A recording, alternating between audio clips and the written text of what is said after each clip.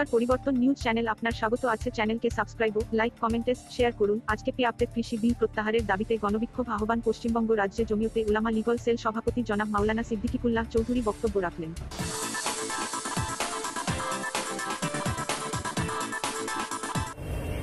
এই বিলের প্রশ্নে ভারতবর্ষের কোন নির্বাচিত রাজ্য সরকার বা কেন্দ্র শাসিত অঞ্চলের পক্ষ থেকে মুখ্যমন্ত্রী বা কৃষিমন্ত্রী কেন্দ্র সরকারের কৃষি মন্ত্রণালয় কোন আবেদন নিবেদন ভারতীয় সরকারের মন্ত্রিসভা থেকে প্রস্তাব পাশ করে এই বিলের পক্ষে দাবি জানিয়েছিলেন কিনা এমন বিষয়টি হলফ করে বলা যাবে না। অন্ধকারের দেশ সব ভারতবাসী, তোমরা বোকা, আমরা অনেক বুদ্ধিমান। ইতিপূর্বে এনআরসি, সিএ, এনপিআর, পরবর্তী সময়ে কাশ্মীরি বললে ভাববে পাকিস্তানি। হ্যাঁ, ভারতের 130 কোটি মানুষ মুখে যদি এক মুখ পানি নিয়ে কুল্লি করে পাকিস্তান ভেসে যাবে, পারো না কিছু করতে। খালি কাশ্মীর, খালি কাশ্মীর, খালি কাশ্মীর, খালি পাকিস্তান, খালি পাকিস্তান। আমাদের হাতের বয়স নয় তাদের, আমরা 130 কোটি, তাদের 20 কোটি, এত ভয়। তারপরে বলুন পাচ্ছি না, জনগণ দেখে দেবে। এদের সমাজে আমরা দেশকে স্বাধীন করেছি, বিজেপির দয়ায় বাস করি, আমরা RSS এর দয়ায় বাস করি। তারপরে ছেড়ে দাও, পাকিস্তানকে পাচ্ছি না, তোমরা দেখে দাও। ভারতের জনগণ বর্ডারে প্রাচীর দিলে এই বুকের উপরে দেখাও সাহস না, এগিয়ে যাবে। সবসময় নাকান, সবসময় কান্না, হ্যাঁ, সবসময় বাচ্চাতে।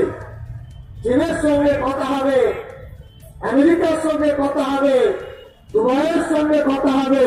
তারপরে আমি ছবিতে দেখছিলাম সৌদি আরবের রাজা বসে আছেন, মোদীজি তার কাছে দাঁড়িয়ে তার কত করে শুনছে, লজ্জা এবার মাথায় ধরে। 130 কোটি দেশের আর লজ্জা হবে কি করে? আমাদের লজ্জা।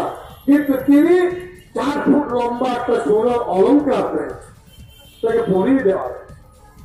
এরা খুব ভালো। ভারতের মুসলমান ভালো নয়, বেকার তেরা।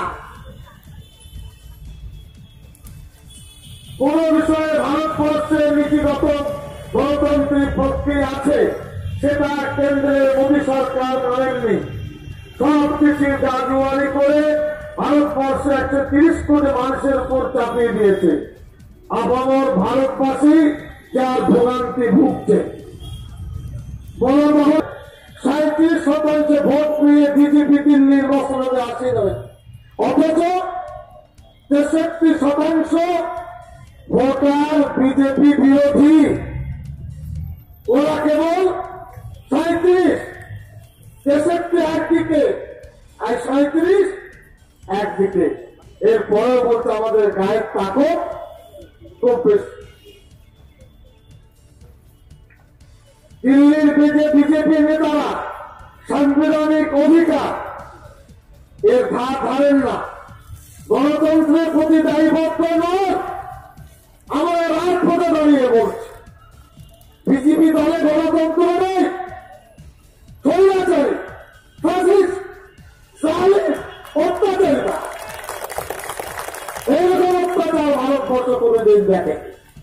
যে বলবে জেলে যাব, পাঠাও যাও, বলবে কবে গ্রেফতার করবে, কোথায় করবে।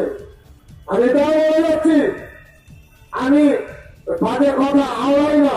পুলিশ আমাকে জিজ্ঞাসা করতে, সাহেব আপনার ব্লাডের গ্রুপ আমাদের বলে, তবে সে কি বসায় দিয়েছি।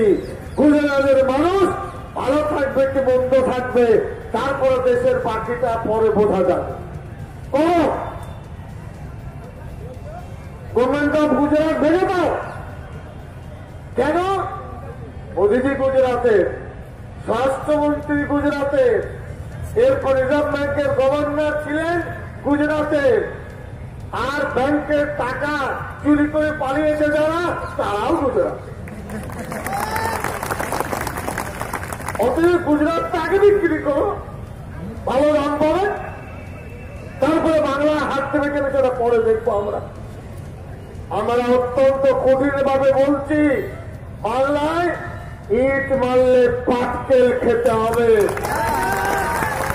এক চোখ দেখালে দু চোখ দেখানো হবে, এটা হবে।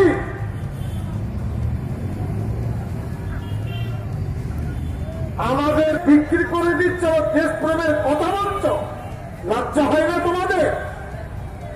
দেশের সার্বভৌমত্বকে ধ্বংস করে দিচ্ছ, পুঁজিপতিদের হাতে দেশের নাগরিককে বন্ধক রাখছ, আর মানুষকে মেয়েকে আওয়াজ দিচ্ছ যে আমাদের দেশপ্রেম। আরে সে পারে না, কিন্তু পারবে না। বিদেশিদের হাতে তাদের হাত পা বাঁধা আছে, পুঁজিপতিদের হাতে তাদের হাত পা বাঁধা আছে। আমরা দায়িত্ব নিয়ে দিল্লিতে যারা আন্দোলন করছেন, সরকার ভাই এছাড়াও সরকারজি ছাড়াও, তাদেরকে আজকে আন্দোলনের পক্ষ থেকে স্যালুট জানাচ্ছি, সালাম জানাচ্ছি, मुबारकबाद জানাচ্ছি। आप लड़िए, आपके साथ हम लोग भरपूर हैं और रहेंगे, और आपको ताउन करेंगे। जरूरत होगी खून बेच कर आपको पैसा देंगे, एक मुट्ठी खाकर आपको पैसा देंगे।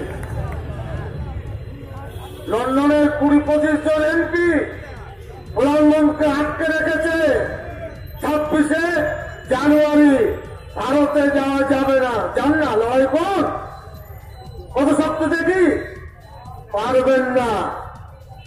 হ্যাঁ, কিছু কিছু প্রাণী চার পায়ে তার নরম জায়গায় মহারাজ যে আসছেন, অল্প কথায় তিনি তার বক্তব্য পেশ করবেন। আসুন। এই আন্দোলনের আমরা জীবন দিয়ে তো প্রস্তুত, তবু কিন্তু এই আন্দোলন আমরা বন্ধ করবো না। আপনি রামকৃষ্ণ এক জায়গায় বলেছিলেন, এই ভক্তদের মধ্যে তিনি একজনকে বলেছিলেন, আচ্ছা এই বাগানের চাবিটির মালিককে? তখন ঠাকুরকে হাসতে হাসতে বর্তমান রাজাতে ছিলেন, তিনি বলেছেন, ঠাকুর এই চাবির মালিক আপনি। ঠাকুর বলছে, তাহলে চাবিটি আপনি আমাকে দিয়ে দিন। বলছে, না ঠাকুর, চাবি দেওয়া যাবে না, চাবিটা আমার থাকবে, বাকিটা আপনি দেখবেন। তাহলে দেখা গেল যে ভারতবর্ষের রাজারা কি করছে না, আমাদেরকে দিয়ে খাটাচ্ছে, খাটিয়ে ফসল উৎপাদন করছে, করে তারা নিয়ে চলে যাচ্ছে। তাহলে আজকে মন্দির মসজিদ গুলো চলবে কি করে, মানুষ খাবে কি করে? ঠাকুরের যদি একটা লাইন বলে গেছেন যে মানুষের খাবার চিন্তা আগে করো, মানুষ খেয়ে দিয়ে যদি বেঁচে থাকে তবে সবকিছু রাজাদের কথা আমরা ভাববো। সেই জন্য মানুষকে বাঁচানোর জন্য আন্দোলন, এই আন্দোলন চলছে এবং চলবে। এই বলে শেষ করা অরিন্দ দর্শক।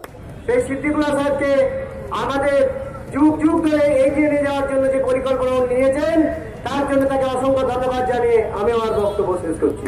बुजुर्ग, महिलाएं, बच्चे जो जितने भी बैठे हैं, तकलीफें बहुत है उनको वहाँ पे कि ठंड बहुत ज्यादा है, लेकिन हौसले उनके बुलंद है कि अगर यहाँ पे हम लोग को 1-2 साल भी बैठना पड़ेगा तो हम लोग तैयार हैं। और आज आप लोगों ने यहाँ पे इतना इकट्ठ और इतना प्यार दिखा के ये जज्बा पैदा कर दिया कि आप लोग उनके साथ हैं, उनका हौसला अफजाई किया है। तो मैं सबका शुक्रिया करता हूँ जितने भी इस मंच पे इस आंदोलन के हिस्सा बने हैं। और वहाँ पे देखिए, सरकार को ये सोचना चाहिए कि जब किसानों के हक में कानून नहीं है तो उनको वापस ले लेना चाहिए। खाली कुछ चंद पूंजीपतियों के लिए ये कानून बनाए गए हैं। किसानों ने वहाँ पे वेबिनार शुरू कर दिया है, तो खुला चैलेंज किया उन्होंने कि जो भी चाहे हम लोग को क्वेश्चन कर सकता, हम हर एक क्वेश्चन का आंसर देंगे। और ये लाइव प्रोग्राम डेली कास्ट होगा 3 से 4 घंटा के लिए। तो किसानों ने ये एक रास्ता, बहुत ही पीसफुली रास्ता अख्तियार किया है इस सरकार के खिलाफ लड़ने का। तो आप लोग को सभी को यही बोलता हूँ कि आप लोग सब वैसे उनके साथ पीसफुली आंदोलन देके एकदम आप लोग उनके साथ खड़े रहिए। ये बिल रद्द करने पड़ेंगे सरकार को, सरकार मजबूर हो जाएगी। और ये जो आंदोलन चल रहा है, पूरा वर्ल्ड इसको देख के हैरान हो गया है कि 4 महीना 5 महीना से आंदोलन चल रहा है और किसी को पत्थर तक नहीं मारा गया। इतना पीसफुली आंदोलन पूरा वर्ल्ड में कभी हुआ नहीं है। तो आप लोग पूरे वर्ल्ड के एक रिकॉर्ड का हिस्सा बन चुके हैं। और मैं सबको यही बोलूंगा कि आप लोग किसानों का साथ दीजिए। ये लड़ाई खाली किसान की नहीं है, हर इंसान की है। खाना तो सबको ही खाना है। अगर पूंजीपतियों के हाथ में चले जाएंगे तो महंगाई इतनी बढ़ जाएगी कि हम लोग उसका मुकाबला नहीं कर पाएंगे। हम लोग 180-190 रुपए किलो आटा लेके खाने वाला हम लोग का रोजगार नहीं है, तो गरीब आदमी इसमें मर जाएंगे। तो आप लोग सभी किसानों का साथ दीजिए, और जितने भी यहाँ पे पहुंचे मैं उनका सभी का धन्यवाद करता हूँ। और मैं नारा लगाऊंगा, मैं चाहता हूँ कि आप लोग आवाज इतना बुलंद किए कि दिल्ली तक जाना चाहिए ये आवाज। किसान एकता, किसान एकता, किसान एकता।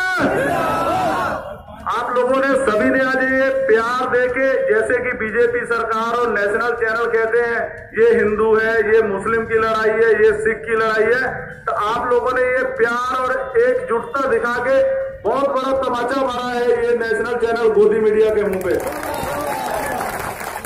और ऐसे ही हम लोग ये पीसफुली आंदोलन करते रहेंगे। हम लोग कल ही दिल्ली से लौटे हैं और हम लोग दोबारा फिर दिल्ली जाने के लिए तैयार हैं। और आप लोग का, सबका भाई लोग का साथ चाहिए हम लोग को। बिल्कुल बिल्कुल। और एक नारा लास्ट में बुलंद करूंगा, आप लोग आवाज दीजिए। किसान मजदूर एकता, किसान मजदूर